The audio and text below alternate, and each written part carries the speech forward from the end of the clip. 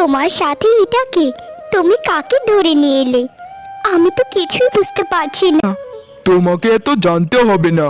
এটাকে এটা হচ্ছে আমার নতুন বউ। আমি আবার বিয়ে করেছি। মানে তুমি আবার বিয়ে করেছো? আমার কি দোষ ছিল বলো তো? তোমার ঘরে একটা স্ত্রী থাকা সত্ত্বেও তুমি আবার বিয়ে কিভাবে করতে পারলে? তোমার কি মনে একবারও বাঁধলো না যে আমার মনের উপর দিয়ে কতটা দখল যাবে? কিভাবে পারলে তুমি? বলো, উত্তর দাও। আমাদের এত বছরের সম্পর্ক, এত বছরের সংসার তুমি কি করে ভুলে যেতে পারলে বলো? এসব দেখার আগে আমার মৃত্যু হলো না কেন? মৃত্যু হলো না কেন? তোমাকে বিয়ে করার পর থেকে সমাজের কারো কাছে আমি কোনোদিনও মূল্য পাইনি। সবাই আমাকে শুধু বলতো যে তুই এত সুদর্শন একটা মানুষ, আর তুই কি একটা মেয়েকে বিয়ে করলি। তাই আমি এমন একটা মেয়েকে বিয়ে করেছি যে আমার সাথে যায়। শোনো বড় বউ, তুমি এত বকবক না করে আমার ছোট বউকে মেনে নাও, তাহলেই তুমি এই সংসারে থাকতে পারবে। না হলে তোমার এখান থেকে বের হয়ে যেতে হবে। ওগো, এমন কথা কখনো বলো না গো। আমি এই সংসারে থাকতে চাই। আমি ছোট বউকে মেনে নিয়েছি।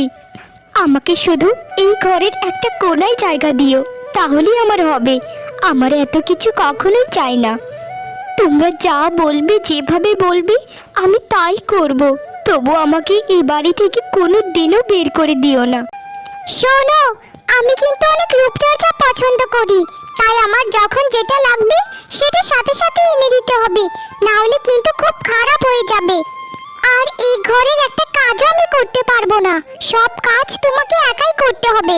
আমাকে যদি কোনো কাজে কখনো দেখেছো তো আমার স্বামীকে দিয়ে দেখো তোমাকে কিভাবে মার খাওয়াই। তুমি একটা কাজের মেয়ে হয়ে থাকবে এই বাড়িতে।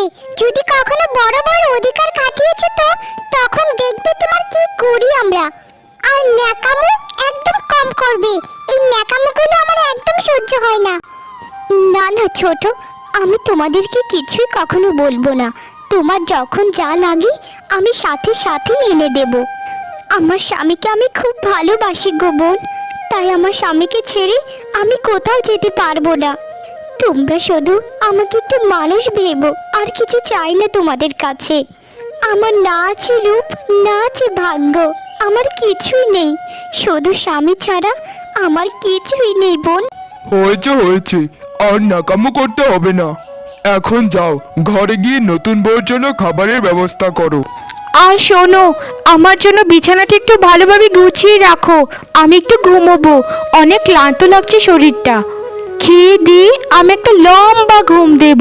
আমাকে কখনোই বিরক্ত করবে না তোমরা, বুঝেছো? বাবা বাবা বাবা, কাজের কি ছিঁড়ি দেখো। আমার স্বামী তো আর এমনিতেই তোমাকে দেখতে পারে না। না দেখার অনেক কারণ রয়েছে। তোমার না আছে কোনো রূপ, না করতে পারো একটু ভালো মতো কাজ। এই যে ঘরটা যে পরিষ্কার করছো, এটা কি পরিষ্কার হচ্ছে? এই নোংরা ঘর দিয়ে আমি হাঁটবো কি করে? আমার অত সুন্দর পায়ে ময়লা লেগে যাবে না? ভালো করে পরিষ্কার করে ঘরটা। এমনিতে আমার সকালটা শুরু হয় একটা কুৎসিত মুখ দেখে। তার উপর কাজও একদম অকর্মা। কি করতে পারো তুমি? কোথাও গিয়ে মরে যেতে পারো না? ছি ছি ছি ছি ছি, এমন মেয়ে যদি আমি হতাম কোন দিন নদীর জলে ডুবে মরে যেতাম। ছোট, আমি তো খুব ভালোভাবেই পরিষ্কার করছি। কই, আমার চোখে তো কোনো ময়লাই দেখা যাচ্ছে না। সবকিছুই তো পরিষ্কারই লাগছে। একটু ভালো মতো দেখো বোন, কোথাও কোনো ময়লা নেই। তোমার এটা চোখের ভুল। সারাটা দিন এই সংসারের ঘানি একলাই টেনে যাচ্ছি। তাই যদি কোনো কাজে একটু আধটু ভুল হয়ে যায় তাহলে আমাকে ক্ষমা করে দিও বোন। আচ্ছা ছোট, আমি তো তোমার বড় বোনের মতোই। আমাকে যদি একটু বড় বোনের চোখে দেখতে তাহলে আমি বড্ড খুশি হতাম বোন। জানো বোন, আমার মা বাবা কেউই বেঁচে নেই। সবাই আমাকে সেই ছোটবেলাতে রেখেই মারা গিয়েছিল। আমার একটা ছোট বোন ছিল, সেই বোনটাও একটা দুর্ঘটনায় মারা গিয়েছিল। আমার বোনকে আমি বড্ড ভালোবাসতাম। তোমার মুখটা আমার সেই বোনের মতো কিছুটা ছিল, তাই তোমাকে আমি আমার ছোট বোনের মতোই দেখি। বাহ বাহ বাহ বাহ, কত শখ তোমার! বাহ, তোমার সাহস দেখে তো আমি অবাক হচ্ছি। এমন একটা কুৎসিত মহিলার বোন আমি কখনোই হতে পারবো না। তুমি তোমার মতোই থাকো আর আমি আমার মতো থাকবো। তুমি হচ্ছ কাজের মেয়ে হওয়ার যোগ্য। আমার মতো আমার সুন্দরী একটা মেয়ের বোন তুমি কখনোই হওয়ার যোগ্য নয়। চুপচাপ কাজগুলো করো। যদি আরেকটা কথা বলেছো তো আমার স্বামীকে এরকম বিচার দেব যে তুমি এই বাড়ি থেকে চলে যেতে বাধ্য হবে। আর একবার যদি আমাকে বোন বোন বলে দেখেছো তো দেখো তোমার কি করি আমি। তোমার এই কুৎসিত মুখে আমি দেখো আগুন জ্বালিয়ে দেব। না না ছোট, আমি তোমাকে আর কখনোই বোন বলে ডাকবো না। আমি আমার মতোই থাকবো।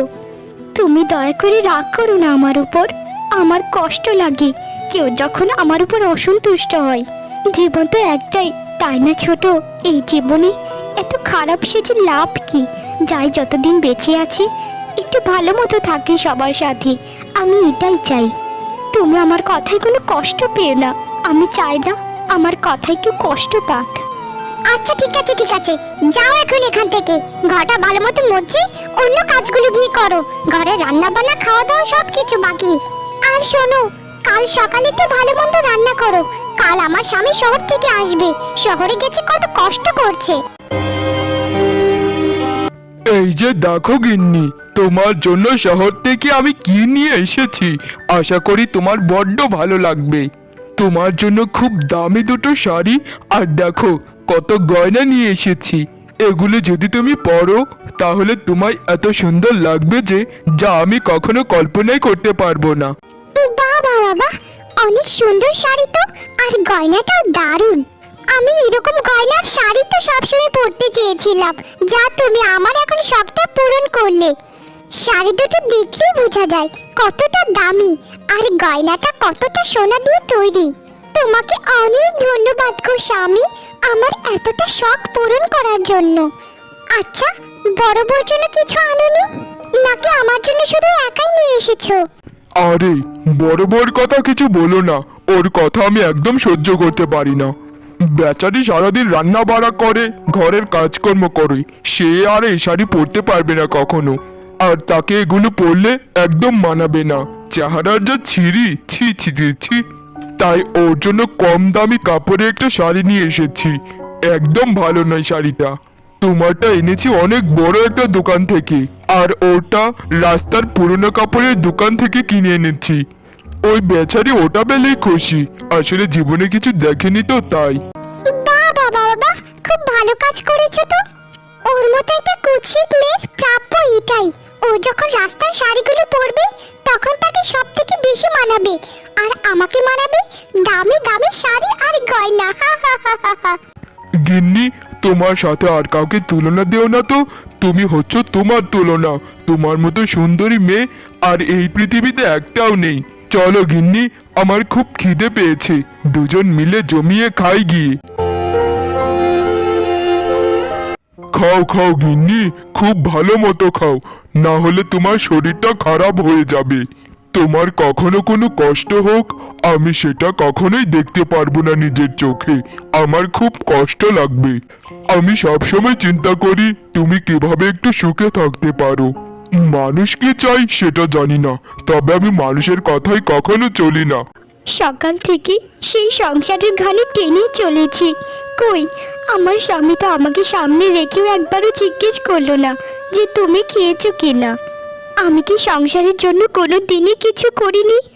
মানুষ কেন এরকম করে বিধাতা, কেন? আমার চেহারাটা একটু কুৎসিত বলে আমি কি মানুষ নই? আমার মন বলতে কিছুই নেই।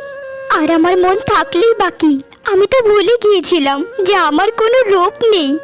তবে আমি বিধাতার কাছে সবসময় প্রার্থনা করি তারা যেন সারা জীবন এভাবেই সুখী থাকে, হাসি খুশি থাকে। বিধাতা, তুমি আমাকে এমন কেন? আরো আরো কষ্ট দাও, আরো যন্ত্রণা দাও, আরো দুঃখ দাও, আরো ব্যথা দাও, আমি সহ্য করে নেব। পৃথিবীতে যত দুঃখ আছে সব দুঃখ আমাকে দাও। আচ্ছা শোনো না, আমার খুব ইলিশ মাছ খেতে ইচ্ছে করছে। তুমি আমার জন্য আজ একটা ইলিশ মাছ নিয়ে এসো। সর্ষে ইলিশ খুব দারুণ লাগে খেতে। তারপর রাতে দুজন মিলে জমিয়ে খাবো ইলিশ মাছ দিয়ে ভাত, কেমন? আচ্ছা ঠিক আছে গিন্নি, এটা কোনো বড় চাওয়া হলো? তোমার জন্য একটা কেন, আমি 2-3টে ইলিশ মাছ নিয়ে আসবো। তোমার যা খেতে ইচ্ছে করে, যা পড়তে ইচ্ছে করে, তুমি শুধু আমাকে একবার বলবে, আমি সব তোমার পায়ের সামনে হাজির করব। ঠিক আছে গো, ঠিক আছে। আর শোনো, আমার একটা সাপ নুড়ি গলার হারও লাগবে, এটাও তুমি আমাকে বানিয়ে দিও। তুমি তো জানোই আমি সোনা দানা গয়না খুব পছন্দ করি। সব দেব গিন্নি, সব দেব, শুধু একটু অপেক্ষা করো। এবার ফসলটা তুলতে দাও, তারপর দেখবে তোমার পা থেকে মাথা অবধি শুধু সোনাই সোনা থাকবে। এখন খাও গিন্নি, তারপর আমরা সব কথা বলবো। আচ্ছা ঠিক আছে গো, ঠিক আছে, আমি খাচ্ছি, তুমি খাও, পেট ভরে খেও কিন্তু। আর আমাদের কাজের লোক তো আছেই, যখন যেটা বলবো সেটাই আমাদের কাছে রান্না করে হাজির করবে। হা হা হা হা হা। এই দেখো স্বামী, দেখো এই অসভ্য বড় বউয়ের কাণ্ড দেখো, সকাল থেকে না খেয়ে পড়ে আছে, এখনো রান্নাই করেনি। আমার শরীরটা খারাপ লাগছে জানো তো স্বামী, আমি যে কোনো সময় মাথা ঘুরিয়ে পড়ে যাব। জানো, এই বড় বউ চাই আমি যেন মরে যাই তাড়াতাড়ি, তার সংসারের বোঝা যেন হালকা হয়ে যায়। আজ তুমি আর একটা বিচার করবে স্বামী, নাহলে আমি এই বাড়ি ছেড়ে সারা জীবনের মতো চলে যাব, আর কোনোদিনও আমি ফিরবো না। তুমি এই বড় বউকে এমন একটা শিক্ষা দাও যে যেন আমাকে কোনোদিনও অবহেলার চোখে না দেখে। এসব কি কথা বলছো ছোট? আমি তো পুকুর ঘাটে গিয়েছিলাম, ঘরে এক ফোঁটাও জল নেই, আমি জল ছাড়া কিভাবে রান্না করব বলো ছোট? আমাকে তোমরা ভুল বোঝো না, আমি তোমাদের না খাইয়ে কখনো রাখতে চাই না। সারাটা দিন সংসারের কাজ করে রাতে একটু ঘুমোতেও পারি না, তারপর খুব ভোরে উঠতে হয়। আজ একটু দেরি করে উঠে পড়েছিলাম, কারণ শরীরটা একটু খারাপ লাগছিল তাই। এ অসভ্য বড় বউ, আমার ছোট বউকে কষ্ট দিতে তোমার খুব ভালো লাগে তাই না? তোমার এত বড় সাহস যে তোমার নিজের শরীর খারাপের কথা চিন্তা করে আমার ছোট বউকে না খাইয়ে রেখেছো। তুমি আমার আদরের ছোট বউকে মারতে চেয়েছিলে তাই না? এখনই এই বাড়ি থেকে তুমি বিদায় হও, তোমাকে যেন এই বাড়িতে আর কোনো দিনই না দেখি আমি। তোমার মতো এরকম অসভ্য মেয়ের আমার দরকার নেই, আমার খাবার আমি রান্না করে খেয়ে নেব। তোমার সাথে সংসার করে আমার জীবনটা শেষ হয়ে গিয়েছে। এই কলসিটা কোমর থেকে রাখো আর এই বাড়ি থেকে জীবনের মতো চলে যাও। আমি আমার স্বামীর বাড়ি ছেড়ে কোথাও যাব না। আমি তোমাদেরকে কথা দিলাম, আমি যদি মরেও যাই কোনো দিনও রান্না করতে এক মুহূর্ত দেরি করব না। যদি দেরি করি তারপর আমাকে বাড়ি থেকে তাড়িয়ে দিও তোমরা। স্বামী, দয়া করে আপনার পায়ের নিচে আমাকে একটু ঠাঁই দিন, আমার যাওয়ার কোথাও জায়গা নেই। যার যাওয়ার কোথাও জায়গা নেই তার তো জঙ্গল আছে, জঙ্গলে চলে যাও, তাহলেই তো হয়। ওখানে গিয়ে দিব্যি সারা জীবন কাটিয়ে দিতে পারবে। তুমি হচ্ছ আমাদের সংসারে একটা আগাছা, আর এই আগাছা পরিষ্কার করতেই আমরা চাই, বুঝেছ? ঘর ধাক্কা দিয়ে বের করার আগে নিজে নিজে এখান থেকে চলে যাও, এটাই তোমার জন্য ভালো হবে। আমি সর্বোচ্চ সম্মান দিয়ে তোমায় বলছি। আমি তোমাদের সংসারে আগাছা, তাই তো স্বামী? আচ্ছা ঠিক আছে স্বামী, আমি এবারে ছেড়ে চলে যাচ্ছি। আমি চাই না কারো অসুবিধার কারণ হতে, আর আমার এই জীবন রেখে কোনো লাভ নেই। আমি চাই ঈশ্বর আমাকে খুব তাড়াতাড়ি তার কাছে নিয়ে যাক। হায় রে আমার পোড়া কপাল, ঈশ্বর না দিয়েছে রূপ, না দিয়েছে ভাগ্য, না দিয়েছে স্বামী সুখ, কিছুই দেয়নি আমাকে। তোমরা সারা জীবন সুখী থেকো, শান্তিতে থেকো, আমি চলে যাচ্ছি। হে বিধাতা, আত্মহত্যাকে কেন অপরাধ দিয়েছিলে? কেন পাপ করেছিলে তুমি? আমার মতো অভাগী মৃত্যু তুমি কোনো দিনই দেবে না আমায়। যদি আত্মহত্যাকে মহাপাপ না করতে, তাহলে আমি নদীর জলে ডুবে কখনই মরে যেতাম। কিন্তু আমি পারছি না বিধাতা, পারছি না, নিজেকে শেষ করতে পারছি না আমি। আমার এই রূপের জন্য স্বামীর ভালোবাসা কোনো দিনই পাইনি। অবশেষে ছোট বউয়ের কথায় স্বামী আমাকে কোনো কারণ ছাড়াই বাড়ি থেকে বের করে দিল। বিধাতা, আমার যাওয়ার একটা জায়গা তো তুমি অন্তত রাখতে পারতে। না দিলে বাবা মায়ের ভালোবাসা, না দিলে স্বামীর ভালোবাসা, না দিলে আত্মীয় স্বজন, আমার এই তিনগুলো কাউকেই দিলে না তুমি। তবে তোমার প্রতি আমার কোনো অভিযোগ নেই, এটা আমার ভাগ্যই। আমার ভাগ্য খণ্ডাবে কে? তবু তোমার কাছে আমি খুশি বিধাতা। তুমি যা করো ভালোর জন্যই করো, এটা আমি বিশ্বাস করি। তবে আমি সবসময় চাই বিধাতা, আমার স্বামী যেন তার দ্বিতীয় স্ত্রীকে নিয়ে খুব সুখী শান্তিতে বসবাস করে। তাদের ঘরে যেন কোনো খারাপ নজর না পড়ে। আমি এই জঙ্গলের নদীর পাড়ে সারাটা জীবন কাটিয়ে দেব। তুমি একটু আমার উপরে সহায় করো বিধাতা, একটু করো। আমি যে এই কষ্ট আর নিতে পারছি না বিধাতা, আর নিতে পারছি না। ছোট বউ, ও ছোট বউ, আমার সর্বনাশ হয়ে গেছে ছোট বউ। আমার জমির সব ফসল পোকায় খেয়ে নিয়েছে ছোট বউ। আমি নিঃস্ব হয়ে গেলাম ছোট বউ, আমি নিঃস্ব হয়ে গেলাম। এই কি কথা বলছো তুমি? জমির সকল ফসল যদি পোকায় খেয়ে নেয়, তাহলে আমরা সারা বছর খাবোটা কি? আর ঘরে যে একটা কাজের লোক আছে, তার মাইনে দেবো বা কি করে? আর আমার যে গয়না বানানোর কথা ছিল, সেটা দেবে কি করে বলো? একি সর্বনাশ হয়ে গেল গো, একি সর্বনাশ হয়ে গেল। এখন তুমি কি করবে ভাবলে? আমি তো কিছুই বুঝতে পারছি না। ছোট বউ, এই বিপদ থেকে শুধুমাত্র তুমি আমাকে উদ্ধার করতে পারো। তোমাকে যে আমি কিছুদিন পর পর গয়না বানিয়ে দিয়েছি, সেখান থেকে কিছু গয়না আমাকে দাও। ওগুলো বন্ধক দিয়ে এবারের মতো বিপদটা কাটিয়ে উঠি। তারপর বিপদ কেটে গেলে তোমাকে আরো অনেক অনেক গয়না বানিয়ে দেব। তোমাকে অনুরোধ ছোট বউ, আমাকে এই সাহায্যটা করো। ছি ছি ছি ছি ছি, আমি তো জানতাম তুমি একটা ভালো লোক। তুমি যে এরকম একটা ছোট লোক, সেটা আগে জানতাম না। তুমি একটা জিনিস আমাকে বানিয়ে দিয়ে সেটা আবার নিয়ে বন্ধক দিতে চাইছো? তোমার মতো এরকম ছোট লোকের চিন্তা ভাবনার লোক আমি তো জীবনেও দেখিনি। আমি তোমার সংসারে আর করব না। আমি বাড়ি ছেড়ে সারা জীবনের মতো চলে যাচ্ছি। তোমার বিপদ তুমি কিভাবে কি করবে, তোমারটা তুমি বুঝে নাও। আমি এসবের মধ্যে নেই। বাবা গো বাবা, চাচা আপন প্রাণ বাঁচা। হায় রে কপাল পোড়া আমি। হিরে রেখে আমি একটা সামান্য তামাকে বেশি গুরুত্ব দিয়েছিলাম এতদিন। আমি রূপ খুঁজতে গিয়ে আমি আমার আসল হিরেকে হারিয়ে ফেললাম। আমার সরল সুজা ভোলা ভালা বড় বউকে ফেলে রেখে একটা ডাইনিকে এতদিন নিয়ে ঘর সংসার করেছি, যে শুধুমাত্র তার স্বার্থে আমাকে ব্যবহার করেছে। এখন আমার বিপদ দেখে পালিয়ে গিয়েছে আমাকে ছেড়ে। আমার মতো হতভাগা এই পৃথিবীতে আর কেউ নেই, আর কেউ নেই। না না, পাপের প্রায়শ্চিত্ত আমাকে করতে হবে। আমি কাল সকাল থেকে বড় বউকে খোঁজা শুরু করব।